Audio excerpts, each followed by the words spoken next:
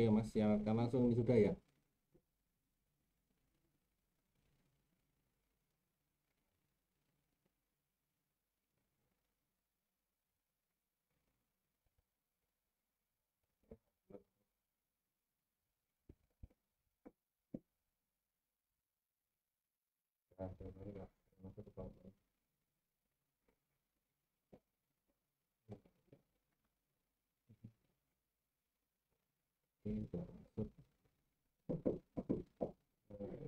Ini di sini di mana?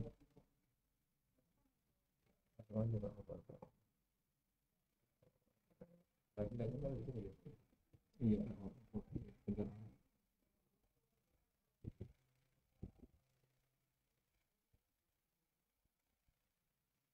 Baik, teman-teman semua, mitra-mitra semua, apa kabarnya? Semoga hari ini hari yang cerah untuk kita semuanya, siap memulai untuk sama-sama kita sharing dan belajar tentang nilam ya, tentang nilam. Barangkali kita mungkin banyak di antara kita yang tidak kenal dengan nilam, tetapi kalau dari produk-produknya nilam atau hasilnya daripada nilam, insya Allah pada tahu. Saya sebutin salah satunya ya, parfum. Nah, ini parfum ini hampir kebanyakan kita menggunakan minyak nilam ini yang digunakan untuk mengikat alkohol supaya bau daripada parfum yang kita gunakan itu tetap melekat agak lama ya, dan baunya tetap, artinya baunya tidak berubah ya. Oke, saya sapa dulu ya teman-teman semua. Apa kabarnya teman-teman semua, mitra-mitra semua? Semoga hari ini dimudahkan, dilancarkan rezekinya. Dan salam agro untuk kita semua.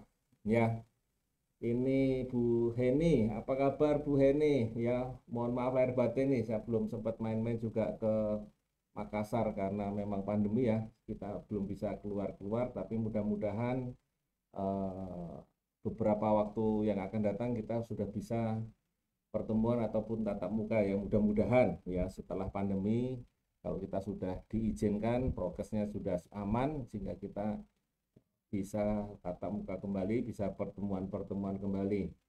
Ya, terima kasih teman-teman semua. Ini ada dari Mir dan Latif dari Musirawas. Nggih. Terima kasih Bu. Bundane Harum ya. Ida Susanti ya, terima kasih Bu Alfa ya, Pak Alfa atau Bu Alfa ya, Mesuji. Aduh ya.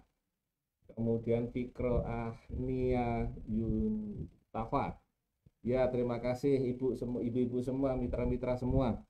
Ya, dari Cikampek, nggih.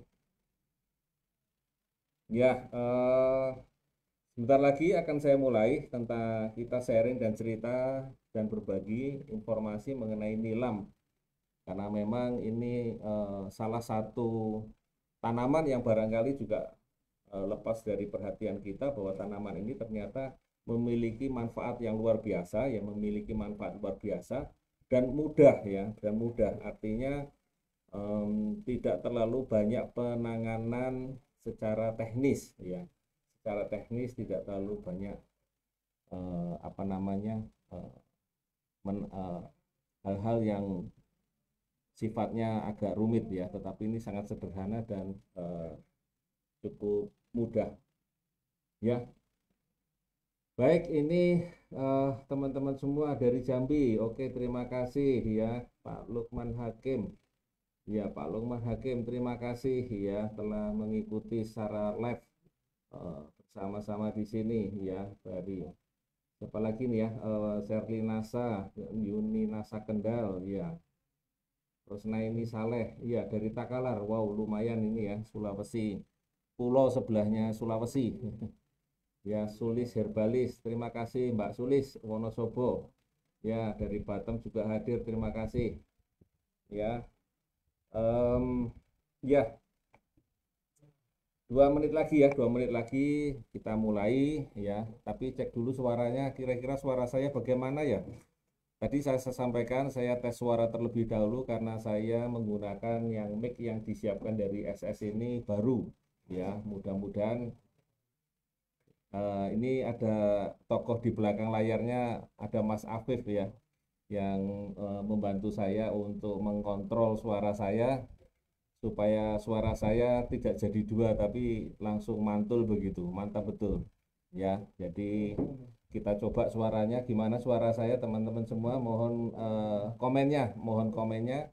Mudah-mudahan suara saya tidak berdengung, mudah-mudahan suara saya tidak kecil, jadi bisa didengar oleh teman-teman semua melalui Facebooknya masing-masing ya, baik melalui HP ataupun bisa melalui laptop ataupun melalui PC ya. Jadi mohon konfirmasi suaranya. Baik, terima kasih. Ratna Bu Ratnamila jelas suaranya. Terima kasih. Dion Semedo, terima kasih jelas ya suaranya. Bu Ida Susanti, jelas boleh. Terima kasih Sufiati Ahmad ya, terima kasih. Oke, begitu. Kalau gitu suaranya tidak ada yang komplain ya, seperti yang beberapa waktu yang lalu ada yang jelas, ada yang kurang jelas. Jadi suaranya sepertinya sudah apa namanya jadi satu ya kalau gitu ya, karena kadang-kadang ada yang suaranya mantul, ada yang suaranya double begitu.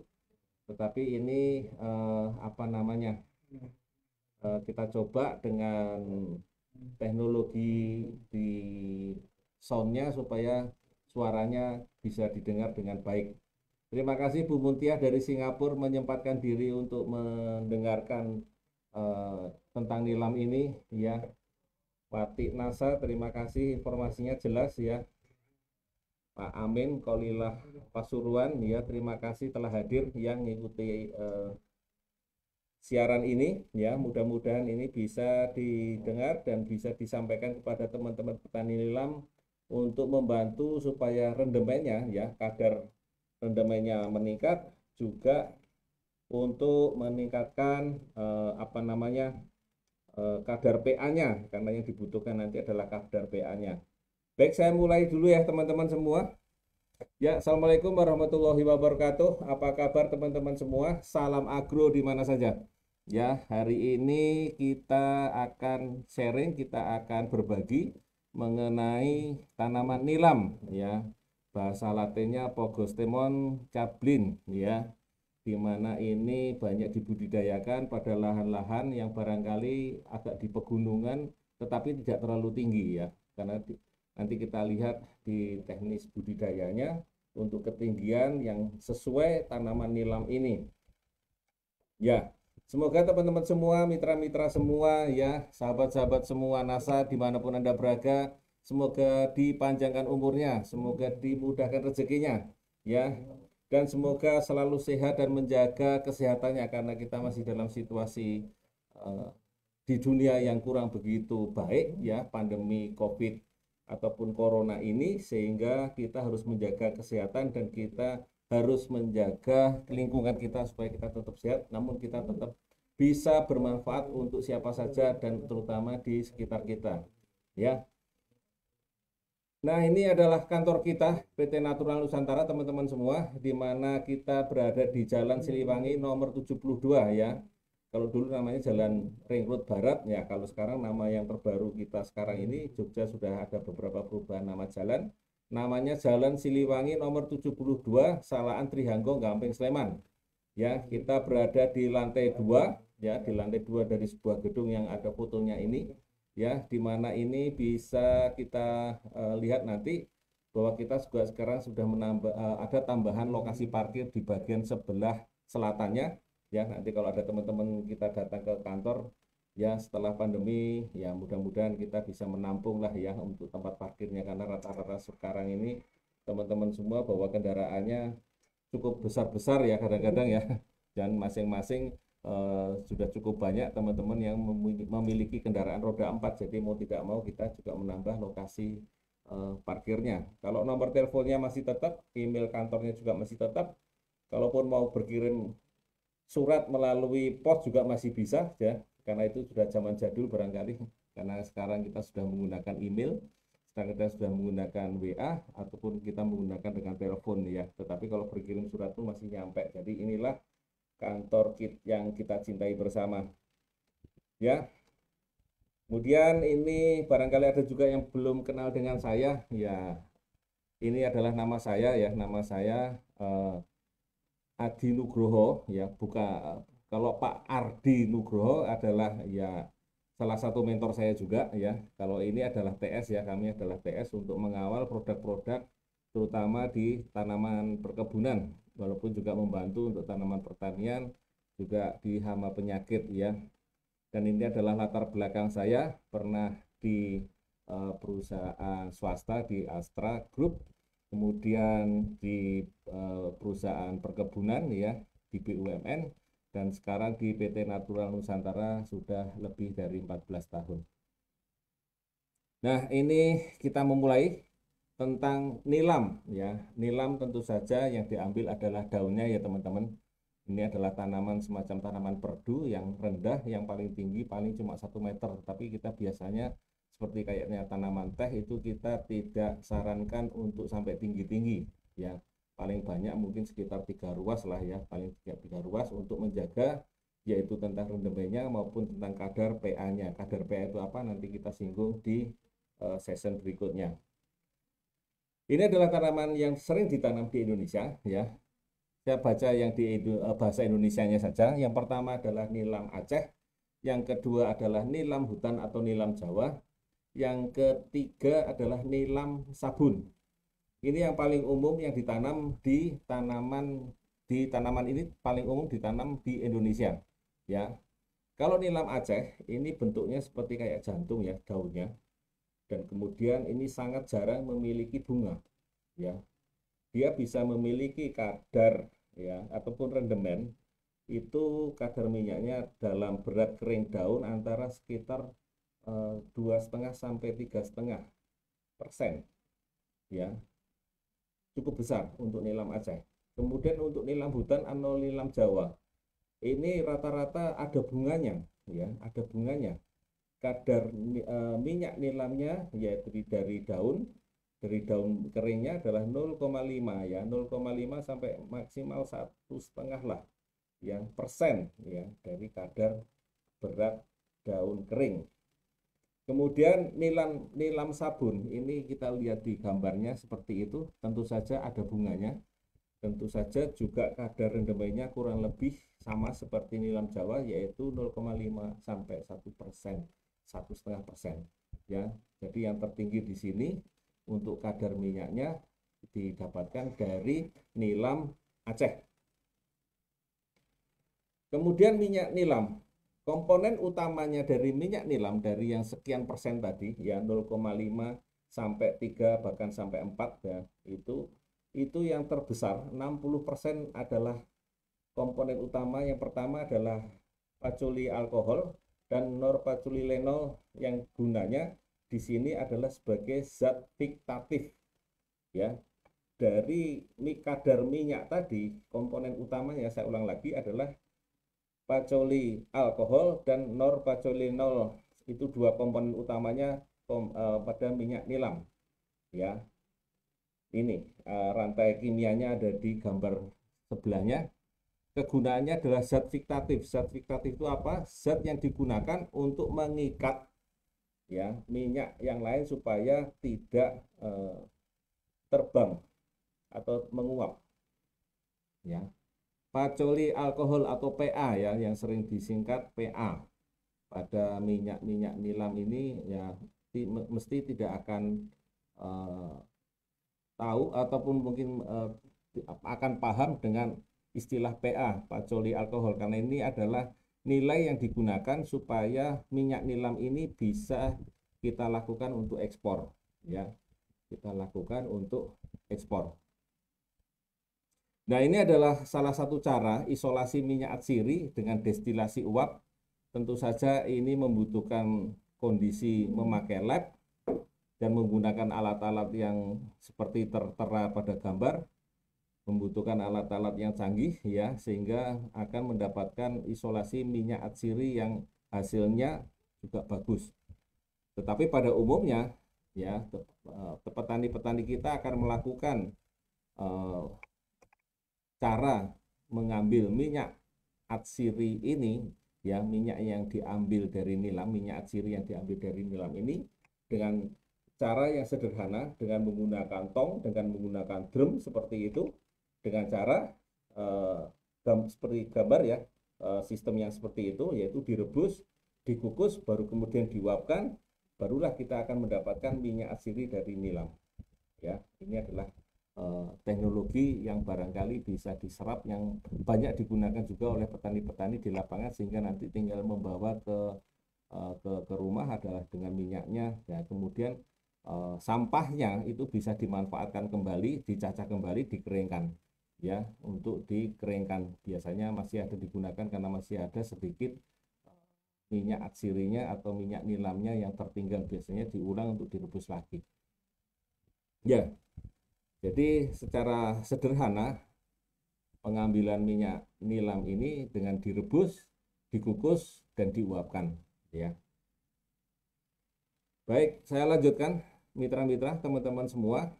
Ya, ini adalah produksi ternak kering, ya, ternak kering kadar minyak dari 3 varietas unggul nilam, yaitu tadi minyak Aceh tadi. Ini adalah yang tertinggi, ya, yang tertinggi, yaitu kadar PA-nya juga tertinggi, yaitu 33,3, ya, tapak tuan ini, ya. Sementara kadar minyaknya yang tertinggi di Lok Sumawe, ya. Ya, ini adalah kadar paculi alkohol dengan 3 varietas unggul nilam, yang ini yang juga banyak ditanam beberapa yang ada di Indonesia, ya. Nah, mutu minyak itu ditentukan oleh sifat fisika dan kimianya, ya teman-teman semua. Maka kadar PA ini menjadi sangat penting, atau kadar paculi alkohol ini sangat penting, karena ini adalah komponen terbesar daripada minyak, ya, kurang lebih sekitar 50-60% daripada minyaknya, dan memberikan bau, ya, yang khas dari minyak nilam. Kemudian kandungan yang lain yang dibutuhkan adalah norfaceolenol, ya. Di sini dibutuhkan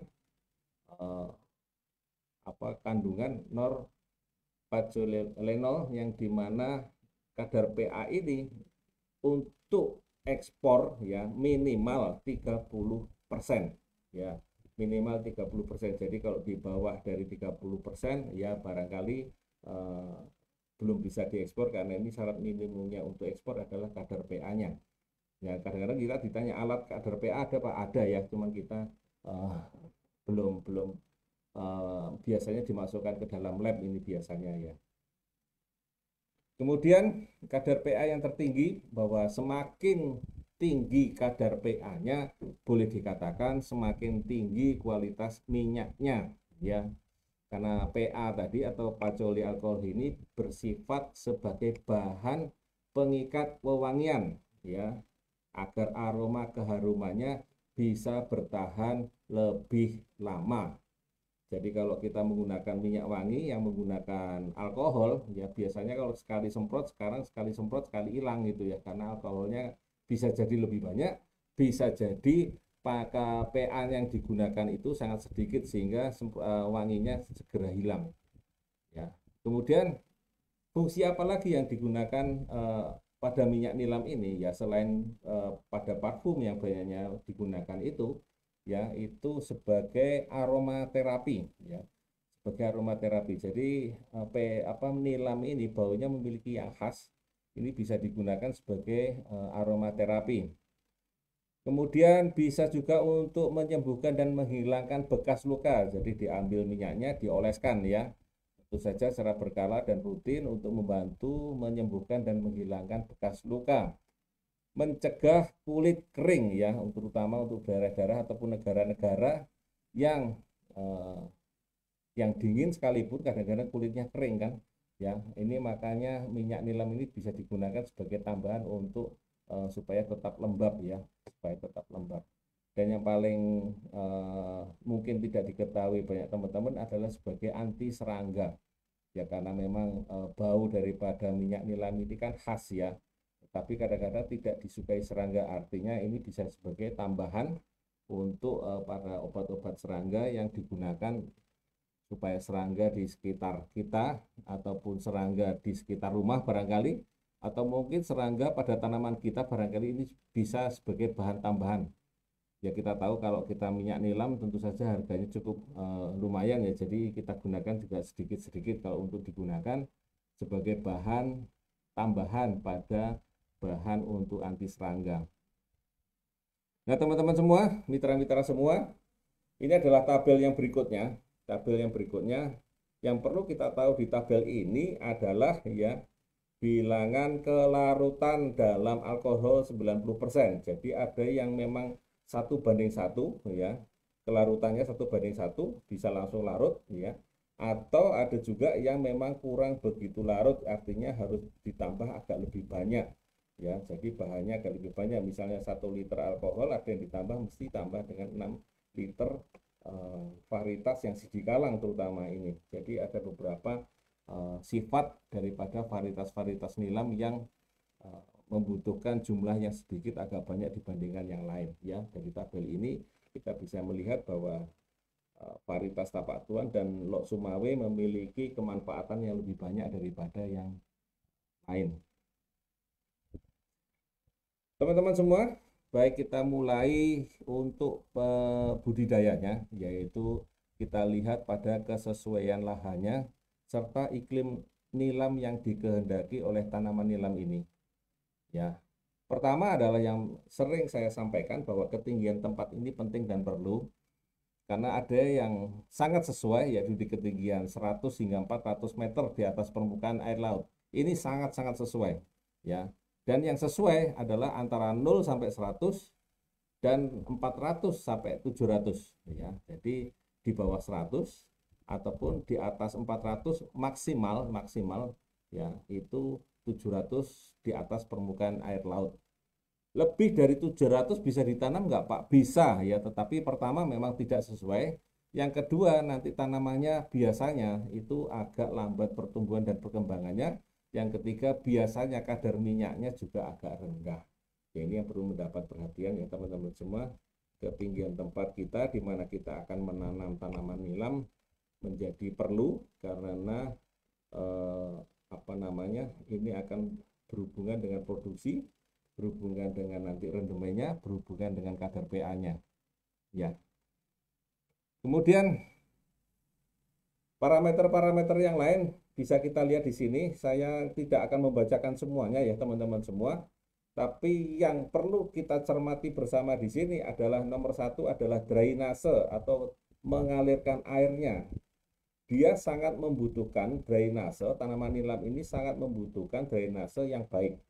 Karena drainase yang kurang baik, tentu saja tanaman ini yang pertama, dia mudah terserang penyakit jamur ataupun bakteri. Sehingga kalau dalam kondisi yang lembab dan tanaman ini sedikit agak berbatang lunak pada awal-awalnya, maka kemungkinan terserang jamur ataupun bakteri sangat tinggi. Maka pada tingkat kesesuaian yang diharapkan ya pada tanaman nilam ini adalah drainase yang baik ya, drainase yang diperbaiki ataupun yang dibuat drainasenya sebelumnya kalau kita sudah memahami lahan kita untuk aliran airnya ya. Jadi tidak menghendaki aliran air yang berhenti atau tergenang. Jadi dibuatkanlah drainase yang baik. Kemudian yang perlu dipahami lagi adalah ini ada contoh di sini adalah dia suka dengan kedalaman air ya lebih dari 100 meter, artinya gini 100 meter ya 100 senti, kalau di sini kita pakainya adalah senti, maka kedalaman ini 100 meter di bawah dia membutuhkan kondisi yang agak kering ya. Ini agak sesuai di situ. Yang sesuai adalah di sekitar 75 sampai 1000 senti ya. Ya, makin mendekati tanaman itu airnya dengan kedalaman air terlalu dekat dengan air, maka kurang begitu baik atau kurang sesuai. Dan tanaman nilam ini di bawahnya adalah tentang pH atau keasaman tanah. Ini bisa kita lihat adalah dia bisa sedikit agak asam ya, artinya angka 5 pun masih bisa ya. Tetapi saya sarankan untuk kondisi yang seperti ini karena tanaman nilam ini rentan terhadap jamur dan bakteri, di mana jamur dan bakteri ini sangat suka dengan kondisi pH yang rendah, maka sebaiknya kita sarankan untuk pH-nya ya paling bagus ya 6 sampai 7 lah, atau yang sesuai ya. Itu kita gunakan di situ. Jadi kalau mungkin terlalu rendah ya khawatir kita adalah jamur dan bakterinya yang nanti akan banyak menyerang pada tanaman kita. Ya, untuk yang lainnya kita bisa dibaca ya, nanti kita bagikan pada teman-teman semua di Facebook ini ya, di grup Facebook ini nanti kita PDF-nya kita kirimkan di sini. Kemudian ini adalah iklim yang dihendaki, saya rasa sama apa namanya wajar ya, wajar, hanya dia sangat sesuai pada bulan basah. Ini mirip seperti tanaman sawit, bulan basahnya agak menghendaki bulan-bulan yang agak basah, jadi antara 10 sampai 11 bulan ini bulannya basah atau ada hujan, yang ini mirip dengan daerah-daerah di yang disukai oleh tanaman sawit ya. Oke teman-teman semua, itu tadi adalah tentang iklimnya, tentang kondisi yang diharapkan oleh tanaman nilam. Sekarang kita ke budidayanya ya, ya. Saya perhatikan untuk poin yang penting ini adalah 5 ini dulu ya, 5, yaitu tentang bibit dan pembibitan, tanam dan penanaman, pemeliharaannya, hama penyakitnya, dan kemudian panen. Sebelumnya saya sapa dulu nih teman-teman semua ya. Oh, ada Mas Edi Susilo ya. Terima kasih Mas Edi ya. Apa kabarnya? Semoga teman-teman dan jaringannya semakin berkembang, semakin tumbuh dan berkembang dengan baik ya, Mas Edi. Sukses selalu untuk teman-teman. Salam ya. Ya, ini ada Bu Maryuni Nasa, Siak Riau. Ya, terima kasih Bu. Lena Raditya, terima kasih atas kehadirannya. Ya. Oke, saya lanjutkan dulu ya teman-teman semua. Ya, oh ini dari Timika, Bu Rodiah ya, terima kasih ya, dari Papua hadir. Bu Komaria hadir ya, terima kasih. Ya, saya lanjutkan untuk nilam ini. Pertama tentang bibit dan pembibitan ya. Untuk bibit kita bisa melakukan, yaitu kita memilih tanaman induknya yang di atas 6 bulan ya, paling bagus antara 6 sampai 12 bulan. Itu yang sudah berkayu tetapi tidak terlalu tua ya, tidak terlalu tua. Diameter yang diharapkan untuk stek ini adalah 0,3 sampai 0,5 cm. Sedangkan ukuran steknya di atas 30 cm ya panjangnya, dan paling pendek ya 15 sampai 20 cm. Ya, ini yang paling umum yang untuk digunakan untuk memilih stek bibitnya. Ya. Kemudian ini yang diambil dari pucuk, maka yang diambil dari pucuk rata-rata sekitar 3 ruas, maka bagian pucuknya, daun yang paling pucuk tidak dibuang ya, tapi bagian bawahnya mesti kita buang. Sementara kalau kita menggunakan dengan batang, stek batang, maka semuanya diambil, dan ruas yang diambil bisa 2 sampai 3 ya, bisa 2 sampai 3 ruas yang diambil. Ya, karena minimal ukuran steknya itu rata-rata 2 sampai 3 supaya peluang untuk tumbuh dan jumlah tunasnya akan bisa jauh lebih besar. Jadi rata-rata teman-teman petani nilam ini kalau menggunakan bibit antara 2 sampai 3 ruas. Kemudian fisik steknya itu segar, sehat ya, tanpa kekurangan hara atau kahat hara, bebas dari serangan hama dan penyakit, dan telah mengayu tetapi tidak tua ya, telah mengayu tapi tidak tua, jadi masih ada sedikit warna hijau-hijaunya walau ada sebagian warna coklatnya ya. Kemudian stek ini bisa diambil dari mana saja, terutama dari batang, dari cabang primer dan cabang sekunder. Tidak disarankan untuk cabang di atas sekunder atau yang tersier dan seterusnya, jadi cukup dari batang utama, kemudian dari cabangnya primer, kemudian dari cabang yang sekunder. Dari 3 ini saja.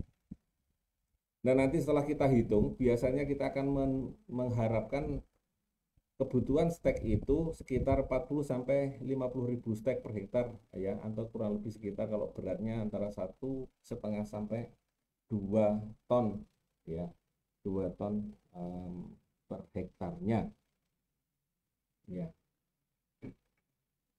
Nah, itu dari stek, maka bisa juga kita menggunakan dengan teknologi yang terbaru. Ya, mungkin kita agak repot sedikit di sini karena kita menggunakan dengan kultur jaringan. Jadi bahan ini bisa dimasukkan dengan kultur jaringan, dipakai dengan kultur jaringan. Memang lebih mudah, tetapi kita harus memiliki lab sendiri ya.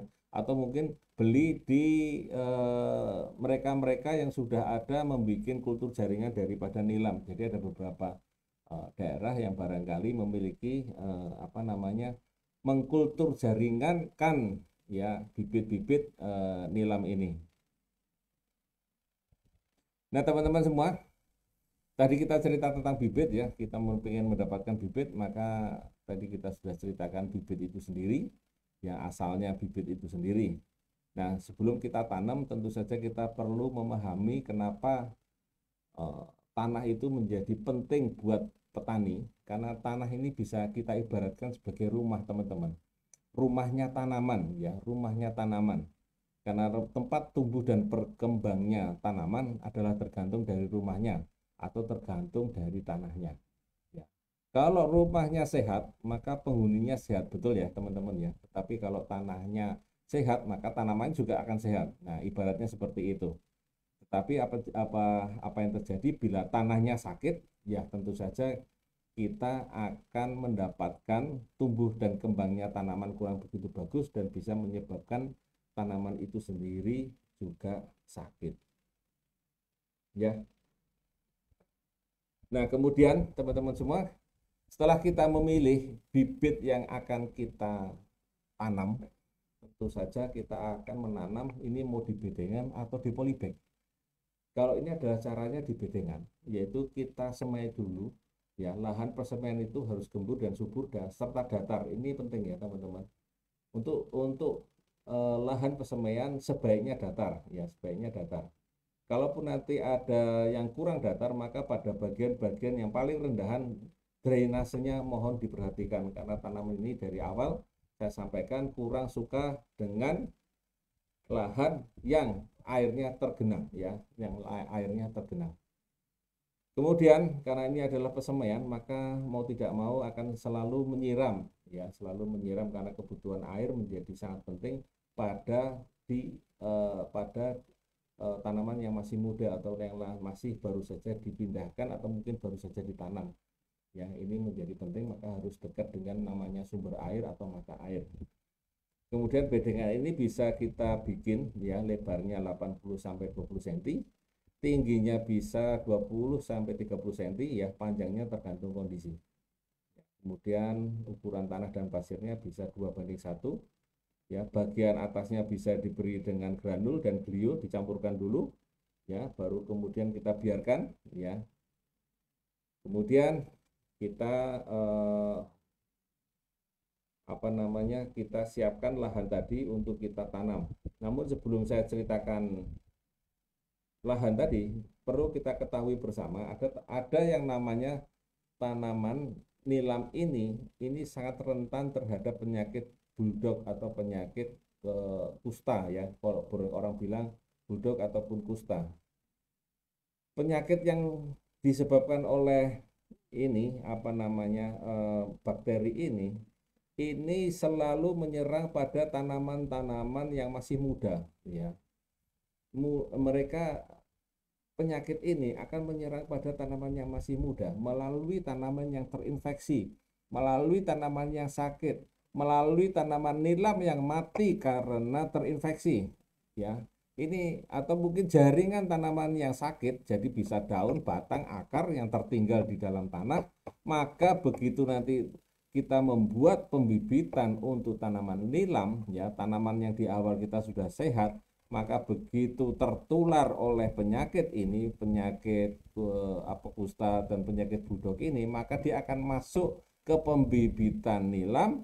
Tanaman nilam yang baru kita pindahkan nanti akan terinfeksi, dan begitu seterusnya. Kenapa kok tanaman saya tiba-tiba mati? Kenapa kok tanaman saya tiba-tiba sudah terserang penyakit budok ataupun penyakit kusta ini? Ya, karena mulainya dari sejak pembibitan, ya. Jadi ini yang perlu diperhatikan teman-teman semua, ya, pada saat membuka. Saya balik lagi ya ke belakang di sini, maka pentinglah persemian ini menjadi sehat, ya. Perlulah yang namanya supernasa ataupun glio yang kita gunakan, tambahkanlah dengan glio, ya, tambahkanlah dengan glio. Pak, ini sekarang sudah ada korin, tambah dengan korin boleh nggak? Boleh, ya, lebih baik, ya. Karena ini untuk menjaga supaya penyakit budok ataupun penyakit kusta itu tidak menyerang, karena biasanya akan menyerang pada tanaman yang masih muda. Ya, baik, saya lanjutkan teman-teman semua. Disarankan adalah menanam stek bibit ini dilakukan pada waktu sore hari dengan kondisi agak miring 40 derajat, ya teman-teman, ya. Dengan jarak tanaman kurang lebih sekitar 10 banding 10, ya. 10 banding 10, dan penyinyangan serta penyiramannya mesti dilakukan ya melihat kondisi. Kalau penyiangan berarti tergantung gulmanya, kalau penyiraman tergantung basah dan keringnya. Jadi ini harus selalu diperhatikan ya. Karena ini bibit yang masih baru tentu saja membutuhkan kondisi yang cocok untuk tanaman yang baru ditanam. Kemudian setelah 2 minggu atau 3 minggu biasanya akan tumbuh tunas-tunas yang muda, dan tunas ini akan tumbuh lebih cepat daripada akarnya. Jadi tunasnya biasanya lebih cepat daripada akarnya. Baru nanti setelah berdaun, ada daunnya ya, ya 2 sajalah, bisa 2. Karena 3 ke atas itu biasanya sudah kita agak pindahkan ya. Jadi berdaun 1 atau 2 bisa kita tambahkan semprot nasa dan hormonik yang sedikit aja, 2:1 per tangki ya. Kita semprotkan di situ. Setelah ada daun ya teman-teman semua, ya setelah 3 ke atas biasanya atau 4 ke atas sudah dipindahkan ke lahan. Nah biasanya setelah 1 bulan atau 4 minggu, 4 minggu sampai 5 minggu tunas dan akarnya sudah siap untuk dipindahkan ya.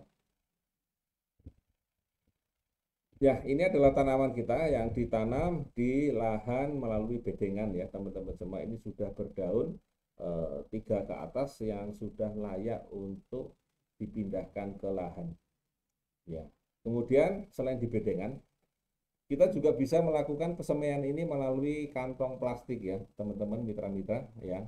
Mungkin ada juga mitra-mitra yang pernah petani nilam ya, ini bisa juga dilakukan dengan kantong plastik ataupun polybag yang bisa digunakan dengan ukuran ya setidaknya 8x12 lah ya. Kemudian dilubangi agar mendapatkan sirkulasi air dan udara yang baik. Kemudian campuran tanahnya bisa pupuk kandang banding tanahnya 21 ataupun tanah dengan pasirnya 21 ya di situ, dan diisi maksimal ya 3/4 dari volume polybag, dibiarkan dulu sebelum dipindahkan ke bedengan yang nanti di bawah naungan ya. Jadi dibiarkan kurang lebih 4-5 hari ya, kemudian dipindahkan ke bedengan yang disungkup ya, ditutup. Nah ini ada baiknya menjaga penyakit budok ataupun penyakit kusta tadi sebelum kita steknya kita tanam, kita taburkan atau mungkin kita siramkan sedikit dengan air plus glio ya, atau air glio dan korin ya, air glio dan korin campurkan jadi satu, siramkan dulu sebelum 1 hari atau 2 hari sebelum stek itu ditanam ya. Penanaman stek nilam ini sebaiknya sore hari, sama seperti yang tadi bahwa teman-teman semua mau di polybag ataupun mau di bedengan, itu dilakukan penanaman stek ini waktunya sore hari dengan sudut penanamannya kurang lebih sekitar 45 derajat ya. Kemudian di polybag ini rata-rata juga sama, 2-3 minggu sudah mulai tunas duluan yang akan muncul.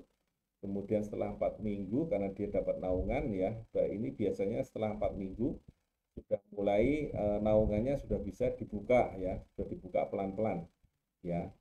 Kemudian setelah 4 minggu sampai 5 minggu biasanya daun dan akarnya sudah menjadi kompak ataupun sama ya, sehingga bisa dipindahkan ke lahan ya.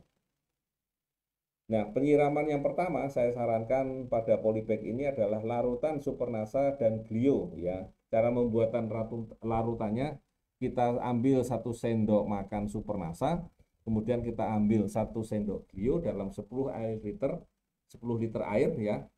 1 sendok supernasa dan 1 sendok glio dalam 10 liter air kita larutkan ya. Setelah kita larutkan, kemudian kita ambil kurang lebih setengah cup ya, setengah cup daripada minuman cup itu ya. Kemudian kita siramkan per tanaman, kita siramkan satu persatu ya. Ini untuk membantu, pertama adalah pertumbuhan akarnya yang biasanya agak terlambat daripada daunnya akan lebih mudah, akan lebih cepat. Sekaligus ada glionya di sini untuk membantu yang mencegah penyakit budok ataupun penyakit kusta, yang dimana ini menjadi salah satu penyakit yang ditakuti para petani nilam ya. Ini adalah yang tanaman di polybag ya, yang sudah siap untuk dipindahkan. Dan ini pembuatan steknya, kita bisa pilih tadi yang untuk pucuknya, daunnya ditinggalkan di bagian pucuknya, sementara untuk di bagian batangnya ini diambil 2-3 ruasnya, kita tancapkan ya. Kemudian sungkupnya juga kita mulai buat di situ ya. Kita menggunakan dengan sungkup biasanya kalau menggunakan dengan polybag. Ya, seperti itu. Dan ini adalah tanaman-tanaman yang ditanam ya dengan menggunakan polybag. Dan nanti setelah muncul di minggu ketiga ataupun minggu keempat, setelah kita lihat pelan-pelan sungkupnya akan kita buka supaya tanaman muda tadi pelan-pelan mendapatkan sinar matahari ya. Ya, kita sungkup seperti itu. Ini adalah gambarnya yang sudah siap untuk mulai bisa dibuka sungkupnya. Baik teman-teman, mitra-mitra, sahabat-sahabat semua, ya kita langsung ke tanam dan penanaman ya, karena bibit yang sudah kita siapkan, sudah kita semai, sudah kita tanam di polybag ya, kita ke penanaman. Mulai dari olah tanah ini kita lakukan 1-2 bulan sebelum penanaman, kita olah sampai dalamnya kurang lebih 30 cm ya. Jadi 1-2 bulan sebelum ditanam itu sudah kita olah terlebih dahulu teman-teman semua. Ya, artinya pada saat kita mulai membuat pembibitan, mulai saat itu juga kita juga sudah mulai untuk mengolah lahannya. Ya, kita balik lahannya. Ya, dibuat dengan kedalaman kurang lebih 30 cm. Ya, ini pada lahan yang rata tentu saja ya teman-teman, karena ada juga tanaman-tanaman nilam ini yang ditanam di lahan-lahan yang memiliki kemiringan. Jadi mesti mulai diolah, yaitu dibuat dengan tapak kudanya. Ya. Kemudian setelah tanah diolah, dibuatkan bedengan ya dengan tinggi kurang lebih sekitar 20-30 cm. Ini pada lahan-lahan yang datar ya teman-teman. Kemudian lebarnya adalah 1-1,5 meter, panjangnya disesuaikan ya. Dan jangan lupa teman-teman semua, tebarlah dolomit atau kapur pertanian. Karena tadi kita lihat dari tabel di depan adalah tanaman nilam ini kurang menyukai kondisi pH yang agak rendah karena dia rentan terhadap penyakit-penyakit yang disebabkan oleh jamur maupun bakteri.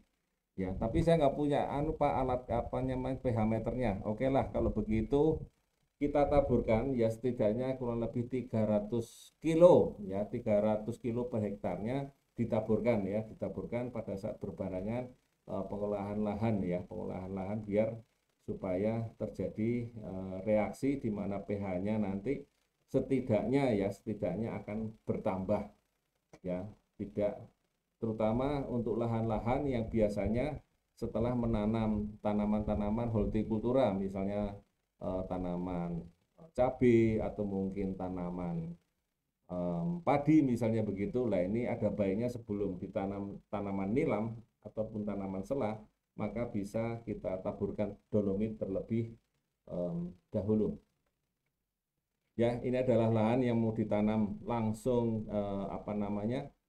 tanaman nilam ya. Berarti kita buatkan bedengan-bedengan seperti itu ya. Pada lahan-lahan datar ya, teman-teman semua. Kalau lahannya kurang datar, tentu saja dibuatkan tapak-tapak kuda atau barisan-barisan untuk tanamannya ya. Nah, setelah dibiarkan dibentuk bedengan, biarkan dulu 2 minggu, cangkuli lagi sampai tanahnya halus ya. Nah, baru kemudian disiram dengan supernasa ya, kurang lebih 6-9 kilo per hektarnya ya, ataupun dengan menggunakan granul 5-7 sak ya per hektar. Nah, ini bisa ditambahkan pada saat penyiraman supernasa ataupun menebar granul ini bisa langsung ditambahkan, dicampurkan dengan glio atau mungkin bisa ditebarkan sendiri-sendiri. Tapi kalau kita ingin menghemat tenaga, bisa dicampurkan ya waktu penyiraman supernasa atau disiram bedengannya saja itu supernasa campur dengan glio jauh lebih baik ya dari awal. Kemudian granul juga diberikan dari awal, bisa ditambahkan dengan campur dengan 10-12 kotak per hektarnya. Dan ini setelah 1 minggu ya, setelah disiram ataupun setelah ditebar dengan granul, baru kita buat lubang tanam dengan ukuran 15-15 kali dalamnya 15 dengan jarak tanam yang menyesuaikan ya teman-teman semua. Oke, saya lihat dulu nih teman-teman semua nih. Ada Helmi Nasa. Assalamualaikum, semangat pagi. Balikpapan hadir. Ya, terima kasih. Cinderella, Tuah Negeri Sumatera Selatan hadir. Ya, terima kasih. Ya, oh iya, siapa lagi ya? Ini Pak Usman Surabaya. Terima kasih Pak. Ya, Bu Yuliana Yusuf. Ya, terima kasih. Siti Rahma, Kalteng datang. Terima kasih. Wah, ini kehormatan nih. Apa kabar nih Pak Agus Suratno ya? Mohon maaf lahir batin dulu nih Pak Agus nih. Belum sempat ketemu dengan banyak-banyak teman-teman ya yang di mana saja berada ya, dari karena mungkin situasi masih pandemi. Mohon maaf lahir batin dulu nih Pak Agus Suratno. Ya, saya lanjutkan ya teman-teman semua. Ini adalah lebar parit. Saya katakan tadi parit ini atau drainase ini menjadi hal yang sangat penting dan perlu diperhatikan karena tanaman ini sama dengan juga tanaman vanili ataupun tanaman-tanaman yang rentan terhadap jamur dan bakteri, maka perlu diperhatikan yang namanya parit drainase. Jadi apa namanya, tanaman yang rentan-rentan seperti ini maka drainasenya tentu saja lebih lebar dan dalam sehingga bisa menampung air dan bisa bagian yang tanaman tadi tidak apa namanya, tidak tergenang sehingga air tetap ada di dalam parit ataupun ada di dalam saluran ya drainasenya. Jadi drainase ini sangat penting. Setelah kita olahraga maka drainase diperhatikan di mana tempat-tempat yang mengumpulnya air, maka buatlah yang agak dalam. Kalau itu daerah genangannya agak dalam atau airnya agak banyak, maka paritnya agak dalam ya. Nah, kemudian kita lakukan penanaman. Setelah kita siapkan olah lahan, maka kita lakukan penanaman ya. Setelah bibit tadi umurnya kurang lebih sekitar 4 sampai 5 minggu sudah siap atau berdaun 3 ke atas ya, maka kita lakukan penanaman. Nah, penanaman ini bisa secara langsung atau tidak langsung. Yang tidak langsung tentu saja kita ambil dari pesemaian ya, dari polybag tadi yang sudah memiliki akar dan memiliki 2 sampai 4 daun ya. Jadi kemudian nanti kita masukkan ke dalam lubang yang sudah kita siapkan 2 minggu sebelumnya tadi, kita isi satu persatu ya. Bila akarnya terlalu panjang, ada baiknya kita potong ya. Karena nanti kalau terlalu panjang nanti akan melipat-lipat di dalam tanah. Jadi dipotong ya, jangan terlalu panjang. Dan ini juga sering menyebabkan lipatan ini, kalau akarnya melipat maka akan terjadi kerusakan pada akar. Kalau akarnya rusak maka mudah diserang oleh penyakit busuk akar atau mudah diserang oleh penyakit yang tadi, penyakit yang ditakuti oleh petani-petani nilam adalah penyakit apa namanya, kusta tadi ya. Itu sangat mudah pada lipatan-lipatan akar ini karena ada kerusakan pada lipatan akar ya. Ya, kemudian ini adalah penanaman seperti itu. Hati-hati kalau kita menggunakan dengan polybag, tentu saja harus menggunakan dengan alat. Ya, jangan langsung apa namanya, gedruk-gedruk dengan kasar ya, tetapi kita bisa menggunakan dengan pisau yang tajam atau dengan menggunakan gunting agar tanahnya tidak rusak pada bagian tanah polybag itu. Jadi kita hati-hati sekali supaya akar di dalam tanah itu tidak terlalu pecah ya, tidak terlalu pecah supaya tanamannya tetap terjaga dan berkembang dengan baik ya.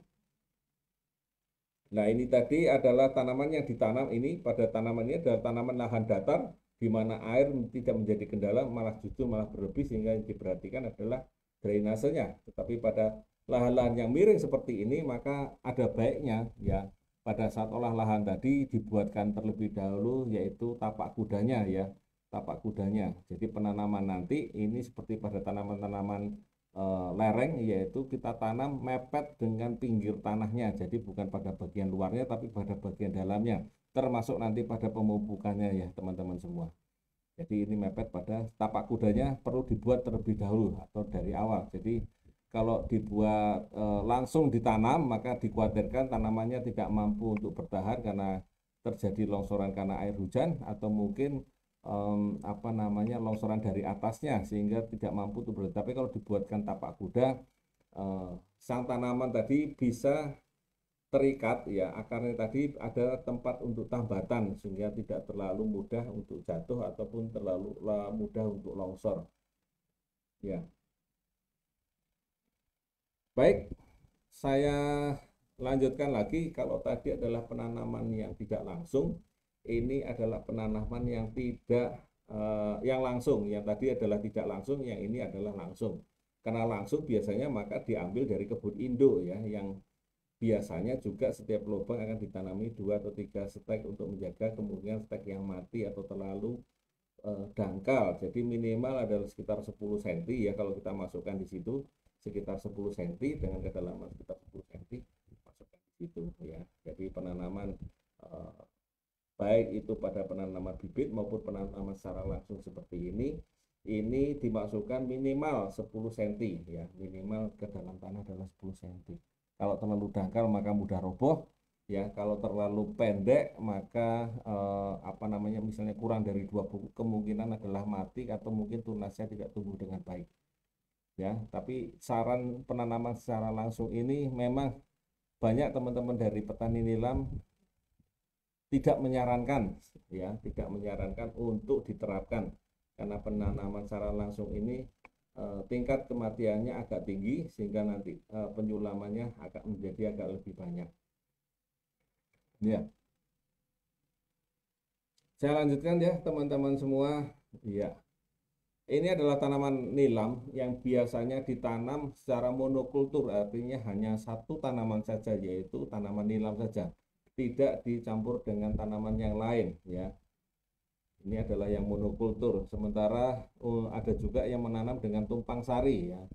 Ada yang menanam juga dengan tumpang sari, yaitu bisa dengan tanaman coklat atau tanaman-tanaman perkebunan yang lainnya ya, yang taman yang lainnya ya, itu bisa ditanam di eh, dengan cara tumpang sari ya. Dengan hortikultura juga boleh ya, misalnya dengan tanaman yang lain ya, kacang tanah misalnya begitu, ada beberapa yang menggunakan dengan satu barisnya adalah kacang tanah ya, macam-macam lah ya. Jadi ada beberapa tanaman-tanaman yang ditumpang sarikan dengan tanaman nilam ini. Nah, untuk pupuknya, produk NASA yang digunakan bagaimana, Pak? Ya, ini tadi dari awal sebelum tanam kita sudah menggunakan dengan Super NASA dan Glio ya, ditaburkan ataupun disebarkan ataupun disiramkan. Nah, kemudian pada bulan pertama ya, pada bulan pertama itu kita semprot ya dengan POC NASA maupun hormon, atau bisa juga dengan menggunakan Green Star, atau juga bisa dengan menggunakan BSA yang subur alami ya. Itu disemprotkan 3:1 ya, 3:1 untuk POC nasanya 3, untuk hormoningnya 1 ya. Tutup per tangki 12 hingga 15 liter air ya, bisa kita semprotkan di situ. Ya, penggunaan Glio, BVR ataupun Korin ini kondisional ya teman-teman semua. Kalaupun itu mau dicampurkan, misalnya Glio sudah ada gejala 1-2 tanaman yang sudah terserang penyakit dengan kusta tadi atau budok tadi, maka bisa disemprotkan. Tapi jangan lupa untuk Glio ini disaring terlebih dahulu ya, disaring terlebih dahulu.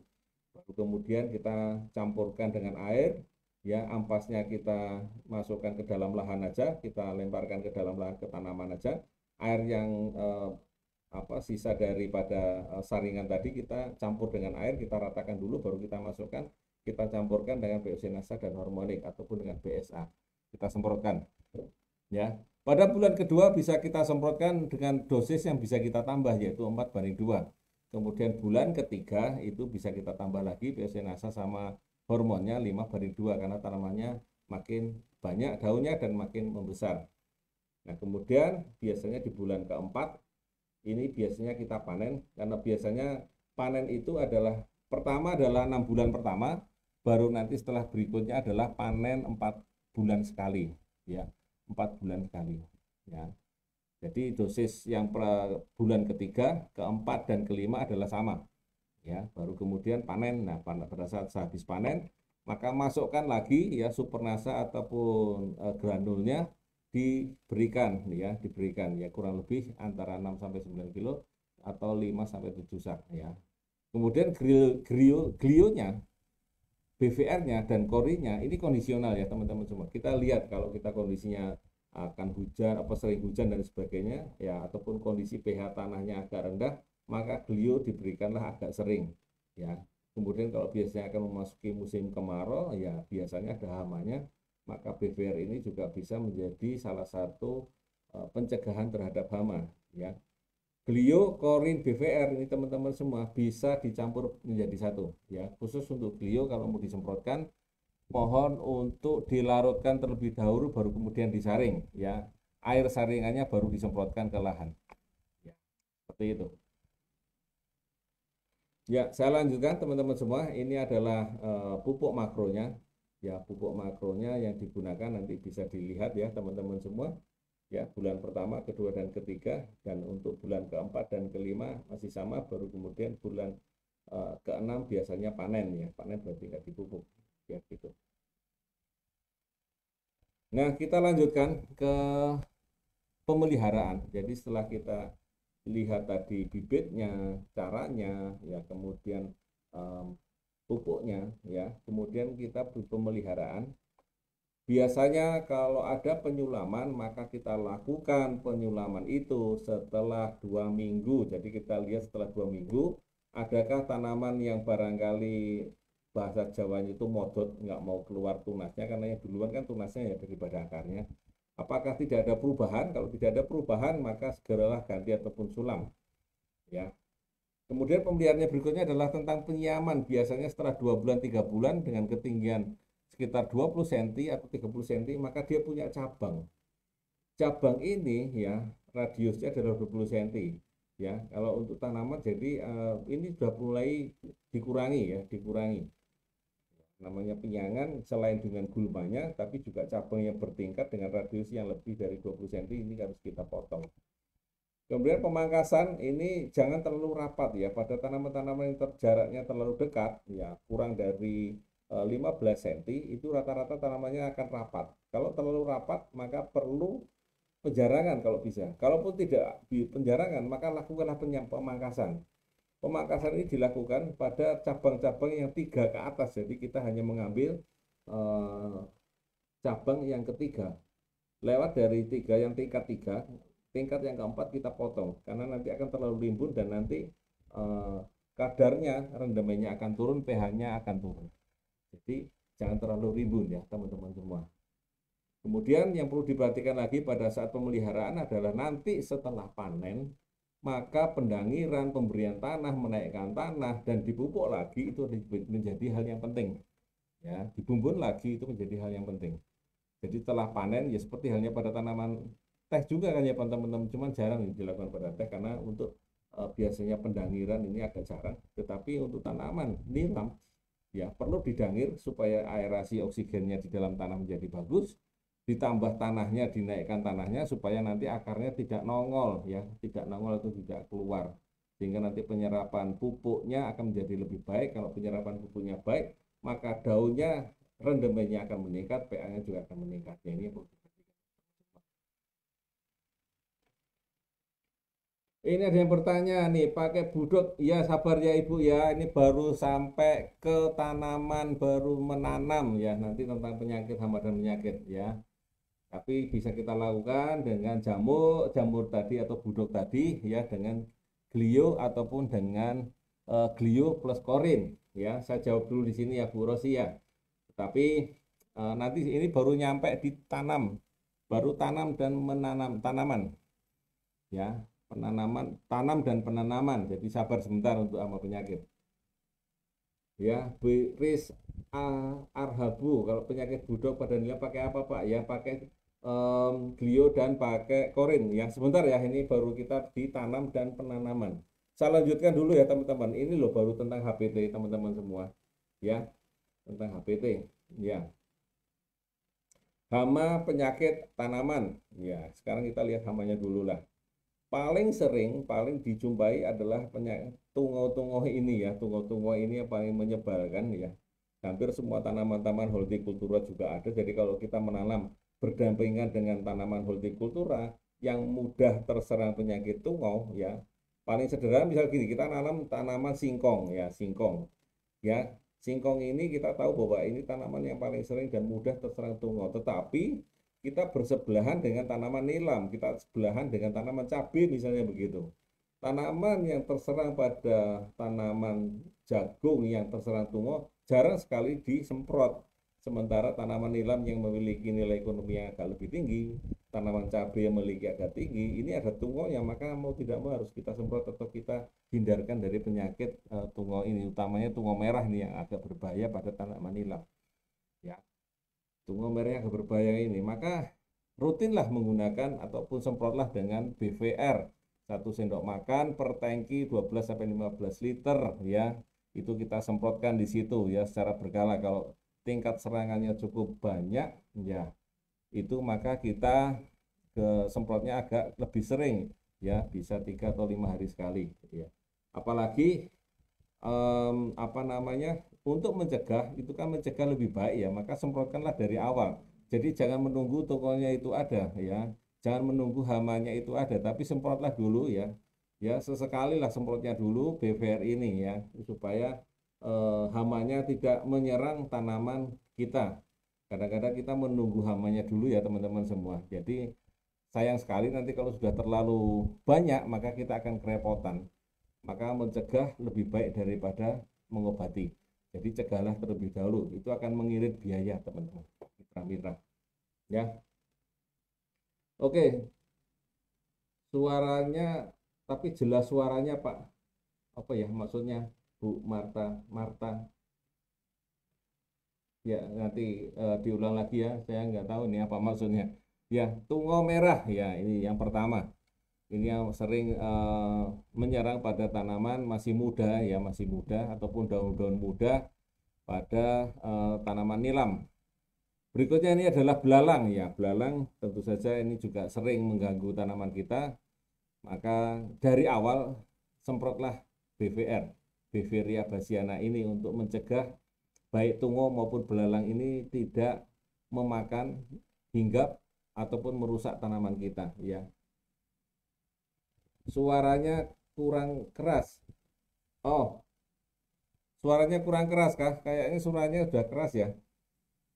Ya, ini saya dengar tadi bahwa saya sudah ngecek-ngecek dulu apa namanya, ini adalah mic yang baru ya. Mic yang baru sudah kami cek, tapi suaranya mudah-mudahan bisa diterima dengan baik. Ini ada beberapa yang suaranya kurang bagus ya, Bu Marta ya. Tapi yang lain-lainnya kayaknya sudah ini. Ya, mohon maaf ini teman-teman semua, untuk cek suara apakah suara saya bisa didengar dengan baik atau masih kurang keras. Ya, mohon komentarnya ya teman-teman. Karena saya menggunakan ini mic yang baru di mana kami juga masih uji coba mic-nya ini. Di awal tadi kita sudah gunakan mic-nya, alhamdulillah suaranya bisa didengar dengan baik. Jadi mohon komentarnya ataupun mohon sarannya ataupun komentarnya, apakah suara saya sudah bisa didengar dengan baik. Ya, saya tunggu sebentar ya teman-teman, karena ada yang mengeluh suara saya kurang jelas atau kurang keras. Ya, mohon komentarnya ya teman-teman semua. Oke, terima kasih Bu Anita, suaranya baik Pak, terima kasih ya. Kemudian siapa lagi ya? Mohon bantuannya ya, komentarnya ya. Kalau suara saya kayak kurang kurang baik, mohon komentarnya supaya bisa untuk didengar dengan yang lain. Normal, oke terima kasih Bu Rosi, Wasilatul Istiqomah, cukup jelas, oke terima kasih. Pak Ahmad Koiri Prener, oke terima kasih. Anis Maisini, jelas terima kasih ya. Berarti mungkin ada beberapa teman-teman yang belum, tinggal disinkronkan saja ya, disinkronkan saja. Saya lanjutkan ya teman-teman semua. Tadi tentang hama tadi, yang pertama adalah tentang tungau merah yang ini sangat cukup mengganggu tanaman nilam. Yang berikutnya adalah belalang. Ini ya namanya belalang juga sangat mengganggu karena dia memakan daunnya ya teman-teman semua. Oke, kemudian adalah ini adalah apa nih ya, kriket atau pemakan yang biasanya makannya di akar ini ya, di akar ini. Pakai BVR bisa tetapi itu disemprotkan di bagian paling bawah ya, paling bawah. Ya, syukur sampai kena apa namanya hamanya, karena ini kayak gangsir begitu kan ya kalau bahasa Jawanya. Ya, itu disemprotkan di bagian bukan tanamannya tetapi di bagian dekat dengan batang bawah dan perakaran ya, disemprotkan di situ supaya nanti BVR ini berkembang dan mencari sendiri musuh alaminya, karena ini adalah juga musuh alami daripada BVR. Kemudian ada ulat penggulung daun, ini juga merugikan secara ekonomi karena dia juga makan daun. Jadi semprotkanlah BVR dari sejak awal ya, dari sejak awal mulai berdaun 3 itu NASA, hormonik sama BVR. Ini akan membantu untuk mengurangi serangan daripada penggulung daun dan penyakit hama-hama yang lain ya teman-teman semua. Oke, kemudian ini yang juga menjadi penyakit yang sangat juga ditakuti sepertinya budok tadi, karena ini nggak kelihatan ya, utamanya juga pada tanaman-tanaman kentang misalnya begitu, ini juga sangat ditakuti ya. Ini tidak nampak karena ini adalah cacing yang sangat berukuran sangat kecil ya, nematoda, dan ini suka pada daerah-daerah yang lembab, suka pada daerah-daerah yang banyak airnya, suka yang pada daerah-daerah yang memiliki bahan organiknya banyak, dan biasanya nematoda ini juga suka pada daerah-daerah yang banyak tanaman pisangnya, artinya di bawah tanaman pisang ini juga banyak nematodanya. Ya, jadi kalau kita menanam nilam ini agak ada baiknya supaya tidak terlalu dekat dengan tanaman pisang, karena tanaman pisang rata-rata banyak memiliki di bagian bawahnya kan selalu basah, maka ada kemungkinan nematoda ini tinggal dan bersarang di dekat tanaman pisang tetapi tidak menyerang tanaman pisangnya. Oke, ini ada pertanyaan sedikit nih, Pak Sony, organik NASA BVR bisa dimix dengan Pestona, Pak? Mohon maaf, Pak, itu tidak bisa karena yang namanya Pestona adalah tetap pestisida nabati, di mana itu bisa mematikan spora-spora daripada BVR, glio maupun korin, Pak. Ya, jadi tidak bisa ya. Saya jawab aja ya, Pak Sony, nggih. Ya, terima kasih untuk teman-teman yang sudah hadir. Ini ada yang lainnya. Saya lanjutkan teman-teman semua. Ini nematoda bisanya pakai apa? Kalau kita masih memiliki Pestona, nah ini kita semprotkan di bagian dasar ini ya, sebelum ditanam dengan tanaman nilam, ada baiknya juga disemprot dengan Pestona. Ini sangat membantu ya, kurang lebih sekitar 7 hingga 10 tutup per tangkinya dengan Pestona, maka mudah-mudahan nematoda ini bisa tidak berkembang biak ya, anti cacing ya. Sayang sekali Pestona lagi close order ya, jadi kita tunggu, mudah-mudahan segera muncul ataupun segera hadir kembali Pestona yang mungkin kita harapkan untuk petani-petani supaya nematoda ini bisa teratasi dengan baik, ataupun untuk yang hama-hama yang lain. Ya, ini adalah nematoda ya. Ciri yang terserang nematoda adalah bagian akarnya akan seperti kayak kutil-kutil seperti ini. Ya, ini adalah tadi dia masuknya ke dalam akar, kemudian jadi pembengkakan akar atau abses ya. Dan ini menyebabkan penyerapan unsur hara atau pupuknya menjadi terhambat, otomatis tanaman tumbuh kembang tanamannya menjadi berkurang ya. Nah, ini adalah di bagian dalam tanaman, ini adalah cacing-cacingnya yang berada di dalam akar yang masuk dan menyebabkan pembengkakan pada sel-sel yang ditempati oleh nematoda tadi. Dan ini pada kenampakan di luarnya adalah tanamannya rata-rata mengering atau kecil, ataupun tanamannya tidak hijau ya, tetapi rata-rata ada serangga agak kurang begitu sehat gitu ya, karena tidak hijau tadi ya. Oke, lalu bagaimana Pak untuk yang tidak belum ada Pestona? Kita bisa membantu dengan menanam tanaman-tanaman di sekitarnya yang diperkirakan banyak terhadap nematoda ini, maka kita tanam namanya tagetes atau dan kenikir ya. Jadi kalau misalnya ada tanaman pisangnya tetapi di dekatnya kita pengen tanami nilam atau tanaman yang lainnya, maka tanamilah pembatasnya itu tadi adalah tanaman kenikir ini membantu untuk nematodanya tidak menyeberang ke tanaman yang kita budidayakan yang memiliki nilai ekonomi yang tinggi ya. Tanaman-tanaman yang sinar kuning tadi juga membantu, termasuk untuk hamanya, ini sebagai tanaman supaya hamanya akan datangi bunga-bunga yang berwarna kuning ini ya, termasuk pada nematoda tadi, dia akan menyerang pada tanaman ini, tetapi tanaman utama kita yang kita budidayakan akan selamat ya. Oke, seperti itu ya teman-teman semua. Kemudian tentang penyakit teman-teman semua ya, ini tentang penyakit. Penyakit ya, saya oke. Ini tadi yang saya ceritakan, penyakit kusta atau budok ini yang mulai dari awal dia akan menyerang dari awal pembibitan karena dia disebabkan oleh penyakit ini nih. Nah, ini penyebabnya. Syzytrium pogostemoniis ya. Syncytrium ya, Syncytrium. Dia akan menginfeksi tanaman yang sudah terinfeksi, akan masuk ke tanaman yang sehat, melalui tanaman nilam yang sakit masuk ke pembibitan yang sehat, masuk nilam yang mati ya, bagian tanaman apa saja nih, bisa daun, bisa batang, bisa akar, masuk ke pembibitan sehingga akan menyebabkan pembibitan nilam tadi yang sehat, semula sehat, maka nanti akan terinfeksi dengan penyakit kusta atau budok ini ya. Jadi bisa dari mana saja, mulai dari tanaman nilam yang terinfeksi, bagian tanaman yang sakit, bagian tanaman yang mati, atau jaringan tanaman yang sudah mati dan terdegradasi masuk ke pembibitan, maka tanaman yang pembibitan yang sehat akan terinfeksi, termasuk tanaman yang sudah besar ya, yang sudah besar. Nah, ini budok ini adalah penyakit yang ditakuti oleh petani nilam ya. Ya, terima kasih nih Pak Parman ya. Apa kabarnya Pak Parman? Bu Purnama Patriatno ya, yang datang kemarin dari jauh-jauh datang ke kantor ya, selamat menyimak ya, mudah-mudahan bisa membantu petani-petani di petani nilam di seputaran sana. Ini adalah penyakit kusta atau budok yang sangat ditakuti oleh petani nilam ya. Ini adalah polanya ya, si Syncytrium tadi, Syncytrium.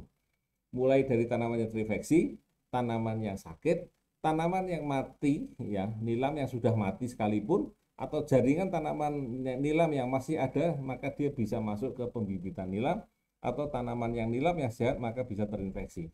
Dan artinya nanti akan berkembang jauh lagi, jauh lagi, jauh lagi. Ya.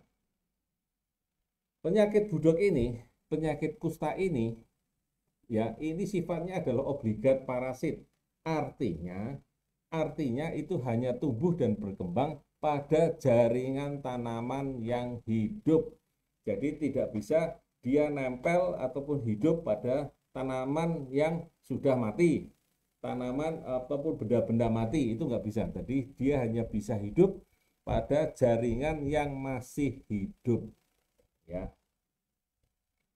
Nah, ini kemudian apa namanya, dia akan menyerang ya. Ini akan, kutil ini mengindikasikan atau memberikan informasi adalah adanya jumlah sel yang bertambah cukup banyak atau hiperplasia, dan ukuran selnya menjadi lebih besar atau hipertrofi, sehingga itu menjadi kayak kutil ya.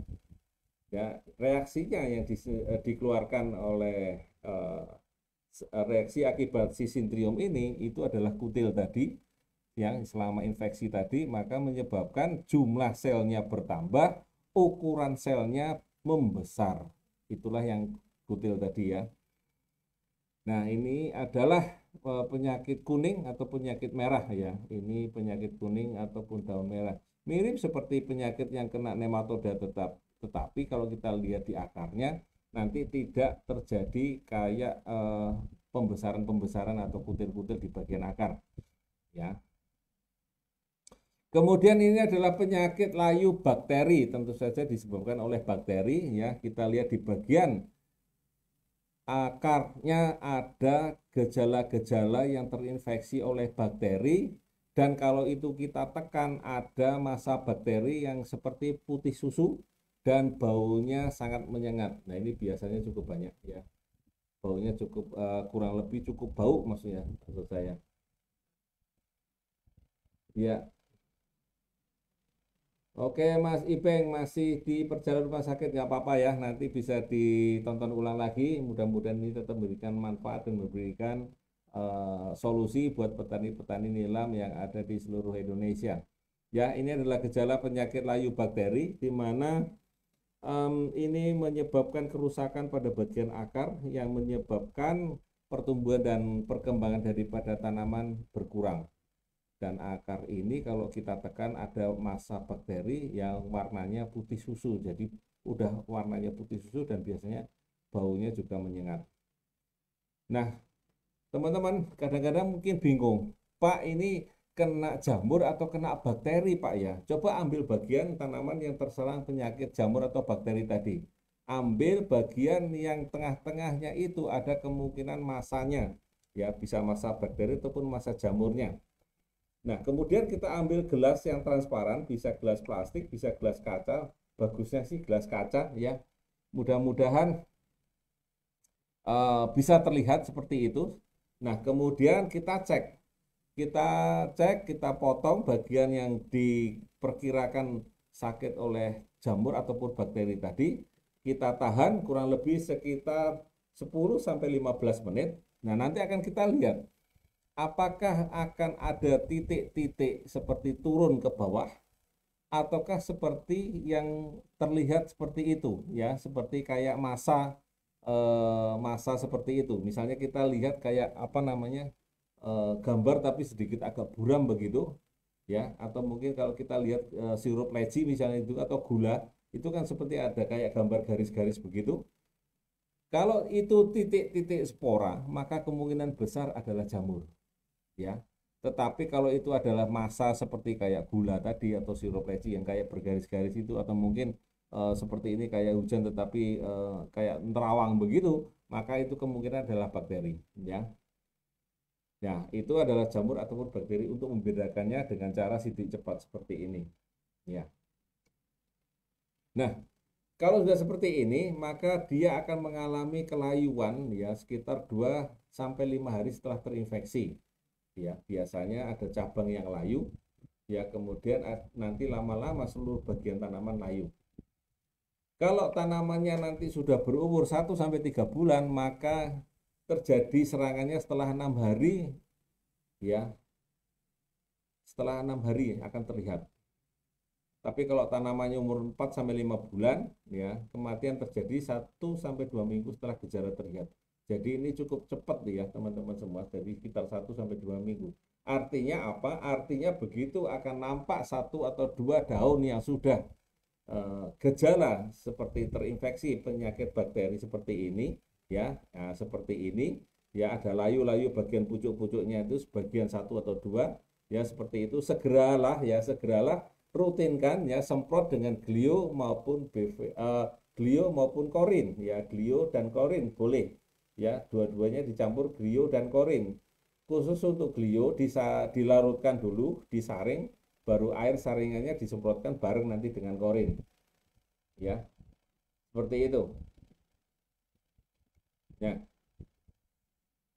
Jaringan tanaman ataupun batang yang sudah terserang biasanya kulit sekundernya mengelupas ya, namanya juga terserang oleh penyakit busuk, maka kulit akarnya yang sekundernya mengelupas ya.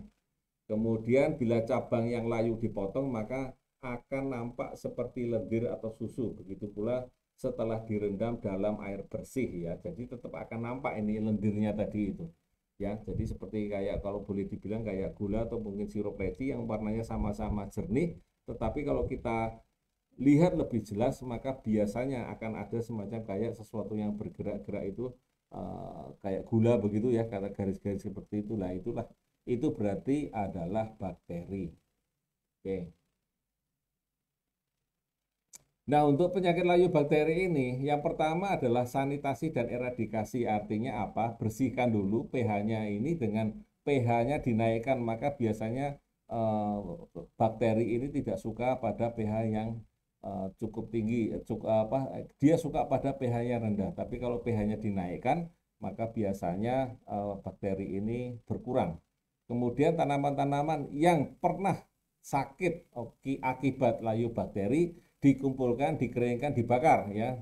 Itu ditempatkan di satu titik ya, sehingga ini tidak menyebar, apalagi ditempatkan di daerah yang lebih tinggi daripada tanah yang lain, nanti akan menular ke bawahnya karena ini bakteri bisa menular. Ya, cepat sekali menularnya. Jadi ditempatkan yang aman dan kemudian dikeringkan, kemudian dibakar. Ya, kemudian yang sudah kena, ya makanya lahan yang sudah terkena, makanya cabut akarnya dan bakar ya, kemudian tanam dengan tanaman-tanaman yang lain seperti padi ataupun jagung, ya. Kemudian drainasenya ini tolong diperhatikan lagi karena ini juga membantu drainase yang kurang baik membantu penyakit layu bakteri ini berkembang menjadi lebih banyak. Ya. Nah, kemudian ya kita bisa menggunakan dengan bibit yang unggul yang pertama, kemudian kita gunakan dengan agensia hayati, ya kita punya ada glio dan korin, nanti kita bisa manfaatkan ya, dicampur juga boleh, asal pada saat penyemprotan glio dilarutkan terlebih dahulu, kemudian disaring, air dari glio ditambah dengan korin, semprotkan ya dalam satu tangki, 1 sendok glio, 1 sendok korin ya, kurang lebih seperti itu. Disemprotkan secara rutin ya, digunakan agak cukup sering supaya penyakit ini ya, penyakit budok maupun penyakit layu bakteri yang sering datang pada tanaman nilam ini menjadi terkendali. Ya, kemudian untuk menggunakan pestisida nabati juga boleh dari cengkeh dan kayu manis ataupun ditambahkan pada glio dan korin ini boleh ya. Nah, ini untuk penyakit pestisida kimia, untuk yang lainnya boleh dengan bahan aktif streptomycin ataupun karbofuran. Ini kalau sudah terpaksa sekali, alternatif yang paling akhir. Nah, teman-teman, mitra-mitra, sahabat-sahabat semuanya, ya, ternyata ada juga yang mengganggu ya selain hama dan penyakit, yaitu tentang adanya senyawa alelopati. Alelopati itu apa? Adalah senyawa bersifat racun yang dikeluarkan oleh tumbuhan yang menghambat pertumbuhan tumbuhan lain ataupun tumbuhannya sendiri. Ya, jadi ini aneh juga nih, menghambat pertumbuhannya sendiri. Artinya ada zat yang dikeluarkan ya, yang dilepaskan atau senyawa yang dilepaskan, dan itu bersifat racun untuk tanaman yang lainnya ataupun mengganggu tanaman yang lainnya ya. Jadi tanaman itu adalah kurang lebih ada 2 ya yang saya sebutkan di sini. Ada rumput bermuda yaitu Sinodon dactylon ya, ataupun ini adalah biasanya kalau tanaman ini ada, maka tanaman yang lain akan pertumbuhannya terganggu, dan ini sangat jarang ataupun tidak disarankan kita menanam jagung ya, menanam jagung bersebelahan dengan tanaman nilam, karena nanti tanaman nilamnya pertama karena ternaungi ya, setelah ternaungi maka pertumbuhan dan perkembangannya berkurang, kemudian ada kemungkinan bahwa jagung-jagung tertentu memiliki kandungan alelopati ya. Jadi kurang disarankan untuk menanam bersamaan atau tanaman bersamaan dengan tanaman jagung ya. Kemudian ya, caranya bagaimana menekan senyawa alelopati pada nilam ini ya, bisa kita rotasi tanaman nilam ini dengan tanaman min ataupun menta ya. Kemudian juga dilakukan dengan pengapuran. Jadi pengapuran atau pemberian dolomit itu membantu ya senyawa alelopati ini menjadi toksisitasnya rendah atau serangannya jadi rendah. Jadi pengapuran dolomit itu membantu untuk alelopati ini berkurang serangannya pada tanaman-tanaman yang rentan terhadap alelopati ya. Kemudian kita tanamin ataupun menta ya, itu juga membantu ya. Nah, ini adalah senyawa alelopati, serangannya adalah seperti ini, nanti bisa dibaca sendiri ya teman-teman semua. Alelopati itu sendiri bisa dikelompokkan ada 5 jenis, ada asam fenolat, ada kaumolat, ada terpenoid, ada flavonoid, ada skopulaten ya, penghambat fotosintesa ya. Ini senyawa-senyawa yang mengurangi pertumbuhan dan pengembangan tanaman nilam. Nah, terakhir adalah tentang panen ya, teman-teman, mitra-mitra, sahabat-sahabat semua dimanapun Anda berada. Kita melakukan panen. Yang pertama adalah 6 bulan yang pertama ya, 6 bulan yang pertama, kemudian 4 bulan, setiap 4 bulan berikutnya sampai berumur 3 tahun ya. Setelah itu tanaman nilam ini baru kita lakukan peremajaan ya. Artinya tanaman nilam ini sekali tanam itu bisa kurang lebih kita panen antara 7 sampai 8 kali ya, karena setelah 3 tahun kan mesti diremajakan. Nah, setelah 3 tahun atau mungkin setelah kita panen sampai 8 kali, maka disarankan tanaman nilam mesti diremajakan ya, karena biasanya tanaman itu sudah terlalu tinggi ya, biasanya di atas 1 meter, maka disarankan maksimal sekitar 80-an cm ya, kurang lebih maksimal ya. Kemudian tanaman ini bisa terlalu rimbun ya, kemudian rendemen dan kadar pH-nya juga sudah mulai menurun. Jadi untuk meningkatkan kadar rendemen sekaligus juga kadar pH-nya, maka setiap 3 tahun atau 8 kali panen, maka sebaiknya dilakukan yang namanya peremajaan. Ya, biasanya panen itu akan dilakukan saat pagi hari.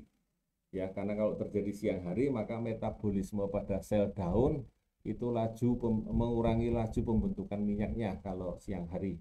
Ya, kemudian biasanya transpirasi daun itu agak pendek.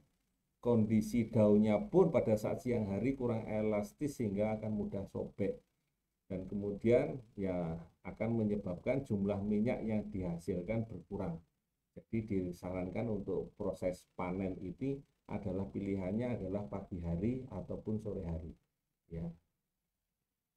Nah, ini adalah kesaksian dari teman-teman kita ya. Ini adalah baru menggunakan dengan POC NASA dan hormonik ya, yang biasanya mendapatkan 7 karung, setelah pakai NASA bisa 19 karung ya. Ya, luar biasa teman-teman, terima kasih atas kesaksiannya ya. Mungkin ada kesaksian-kesaksian yang lain bisa dikirimkan kemari ataupun ke kami untuk berbagi kesaksian dengan teman-teman yang lain di seluruh Indonesia ya. Mudah-mudahan ini bisa bermanfaat untuk teman-teman semua. Ternyata NASA bisa membantu semua petani-petani untuk meningkatkan produksi tanamannya, produksi daun nilamnya, produksi rendemen ya, rendemen ataupun kadar minyak daripada petani-petani nilam. Nah, kelebihannya apa teman-teman semua, mitra-mitra sama sahabat semua? Yang pertama adalah daunnya bertambah ya. Seperti kesaksian yang baru saja kita lihat di sini adalah daunnya bertambah. Kalau daunnya bertambah, maka kemungkinan besar berat daun kering nilam akan meningkat. Ya, kadar minyak yang tadi ataupun rendemen tadi itu kurang lebih sekitar ya 2-3% ya. Ya, kalau untuk jenis Aceh itu tadi katakanlah 2% ataupun 3% ya akan meningkat. Kali berat keringnya, maka akan lebih meningkat. Ya, kemudian kalau kadar minyaknya meningkat, maka kadar paceuli alkoholnya juga meningkat. Maka inilah kelebihan kita dengan menggunakan teknologi NASA ini, sangat membantu meningkatkan ya jumlah daunnya bertambah, kadar minyaknya meningkat, kadar pH-nya juga insya Allah meningkat. Karena apa? Karena pupuk yang kita gunakan, yang kita berikan ya cukup lengkap ya, cukup lengkap dan berimbang ya. Ada makro dan ada mikronya. Jadi ini adalah pupuk yang luar biasa yang membantu kita untuk memberikan tambahan buat petani ya, menyebabkan jumlah daunnya bertambah, otomatis berat keringnya daun nilam bertambah, kemudian kadar rendemen minyaknya juga meningkat. Nah, kadar pH-nya juga insya Allah meningkat ya. Kemudian kalau kita mau mengarah kepada industrinya sendiri, ini adalah ada tambahan sedikit informasi untuk parameter mutu minyak nilam ya, yang masih digunakan seperti ini ya. Saya rasa kita cukup di budidayanya saja ya teman-teman semua, untuk membantu petani-petani nilam meningkatkan produksinya, meningkatkan kadar minyaknya, sekaligus meningkatkan kadar paceuli alkoholnya atau pH-nya. Semoga mudah-mudahan petani nilam kita bisa menikmati ya untuk diekspor, sehingga karena minimal kadar pH-nya adalah 30% ya, kadar pH-nya adalah 30%. Baik teman-teman semua, ini tadi yang sudah bisa saya sampaikan, mudah-mudahan bisa memberikan manfaat buat teman-teman semua. Mudah-mudahan bisa juga memberikan tambahan ilmu pengetahuan, mudah-mudahan bisa membantu petani-petani di nilam di seluruh Indonesia, karena dengan teknologi NASA ini ya tentu saja akan memberikan kemanfaatan yang lebih baik untuk teman-teman ataupun mitra-mitra ataupun sahabat-sahabat petani-petani nilam di seluruh Indonesia. Terima kasih atas waktunya, terima kasih, kita bersua kembali di dalam waktu dan kesempatan ya. Semangat pagi dan salam agro untuk semuanya. Assalamualaikum warahmatullahi wabarakatuh.